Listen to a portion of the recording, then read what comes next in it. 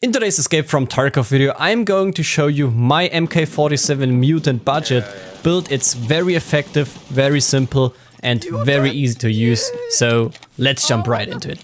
Dear comrades, Ivan the German is back, glad to have you here, and we should start immediately with today's budget loadout or budget build video about the MK47, and I want to show you my build right now, and we want to talk about this build specifically, of course. So let's start, and this is my budget version. Of course, the basic mutant is very good because you have the AR-15 Moe grip and you have the CMMG buffer tube, which are very good. So, and right now it really depends what you like. So you can use the Ultra Suppressor, which right now the Ultra Suppressor isn't that expensive, and of course we're talking about a little bit of a different terms of budget because the mutant by itself is a little bit expensive and you want to have the best parts on it. So right now I would grab, if you want to play the short barrel version of the mutant, and or if you want to play a budget version, go and grab the Ultra Suppressor. And you can combine that with the FG Moe stock with the, and don't forget, the rubber butt pad. For the grip, I'm using the Magpul RFG grip, in my opinion one of the best grips in the game, especially if you want to try some budget builds. And we have 50.5 ergonomics and 61 vertical recoil. Of course, you can change a little bit. What you can do is, of course, you can change the complete stock.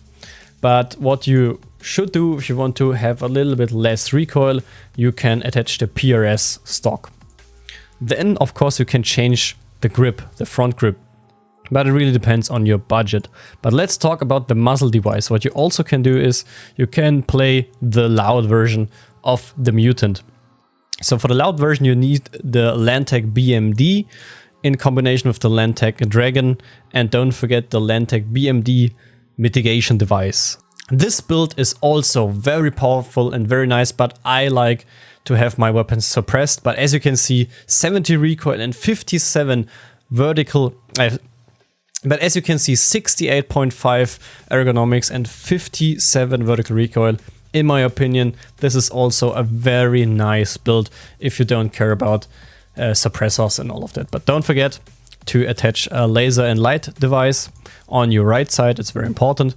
But that's basically it. And right now it's a good question.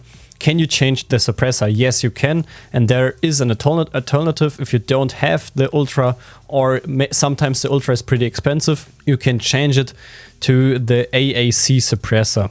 And with the AAC suppressor, you have a little bit higher recoil and lower ergonomics, which is also a little bit worse compared to the Ultra. And unfortunately, we cannot attach the Silencer Co. Seika suppressor, which is the best 5.56 suppressor in the game right now. And it doesn't matter if you want to play the AAC, the Seika or the Ultra. Right now they are pretty cheap, 40k for the best 5.56 suppressor.